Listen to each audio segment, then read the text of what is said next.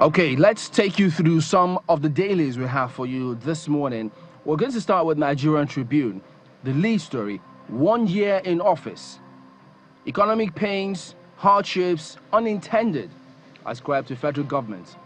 Ministers apologize to Nigerians, say Tinubu laying foundation for nation's growth.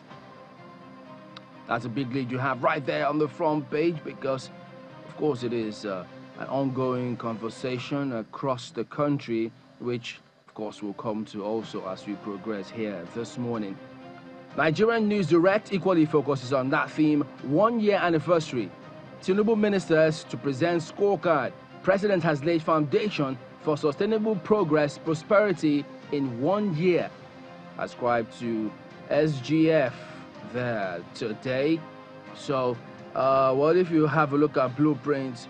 Similar narrative, Tinubu's renewed hope agenda working, ascribed to Akume. But above that list, Yakubu to CX.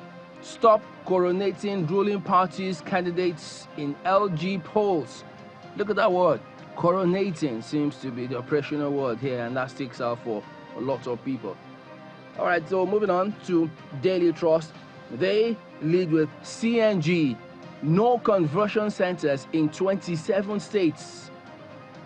High cost, forex crisis, slow adoption. Owners of 15.5 billion vehicles in dilemma. FG partners Algon to reach 774 local government areas. Oh boy. Well, who knows?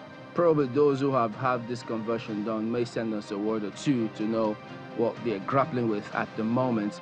But Vanguard is next here, and they focus on minimum wage talks. Labour cuts demand to 497,000. FG OPS offer 57,000. So there you go. But look at the write-up. Yesterday's talks end in stalemate. Uzodinma attends briefly as other governors shun minimum wage talks. So could it be that the briefly means since others are not there, that I might as well vote? I don't know. The Guardian is up next here. 18-year-old construction work. That's a different theme altogether. From 9 billion naira in 2006, abandoned National Library to cost over 200 billion naira. Whoa. Cost of abandoned projects. Who knows?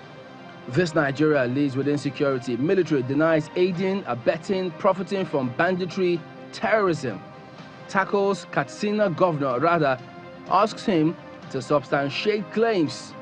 So this is a significant back and forth, huge one in terms of its implications here. So we'll be looking to see how it turns out eventually. But Daily Independent is also focusing on the national minimum wage matter. Labour shifts ground, accepts 497,000 naira. FG sticks to 54,000 naira. So that's clearly deadlock there. No zone of possible agreement as of yet.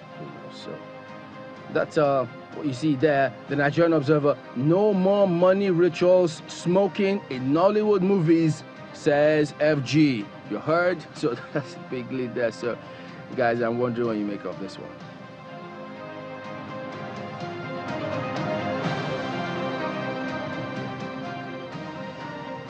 Okay, so I know we got to run, but look at that new telegraph, guys. LG polls, mere coronation of ruling parties' candidates ascribed to INEC. So isn't this what we've been talking about all the while? So who knows? In fact, look at this.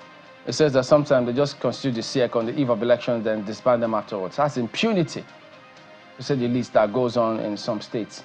But how is it that nothing can be done about it, or we're not doing something about it? Something can be done, but others seem to have chosen to look the other way. But you know what? It's up to you and I to decide if we want this to continue or not. Because this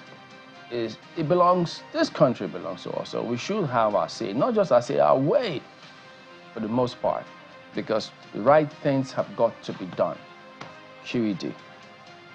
I think what stands out for me from the Vanguard this morning, so this dance between Labour and the federal government, well, Labour has shifted, it's going to continue like this, to 497,000 naira as minimum wage. And the federal government is offering 57,000 naira.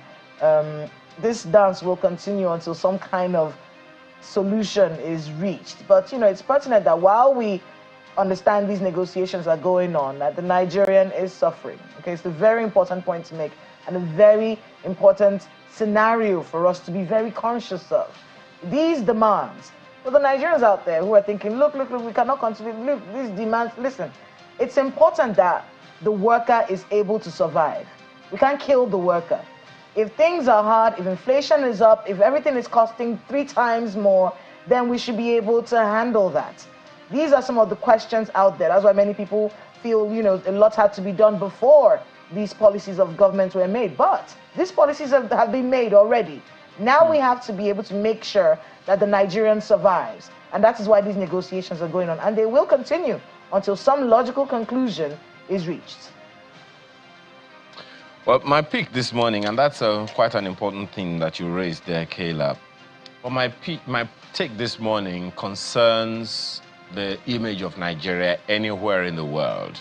So I am very excited about what I find on the front page of the Nigerian Observer this morning when they say, no more money rituals or smoking in Nollywood movies, says the federal government. Well, interestingly, the statement was made at a national stakeholders engagement on smoke-free Nollywood, and it was in Enugu. What I find interesting about this one is it concerns the image of Nigeria. It is the narrative we want people to see that they will see. It is the narrative we want anyone to see in the world about Nigeria that they will see. But while the statement has been made by the federal government, the question we also want to ask is, how is the federal government encouraging the movie makers to get on with this that they have made a pronouncement about?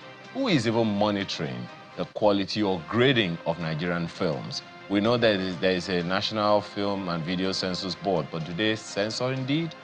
Or are they just looking out to tax? It's just a question. So whatever the answers are, please provide. But it is exciting that this is coming from the very same Film and Video Census Board, the CEO of the organization.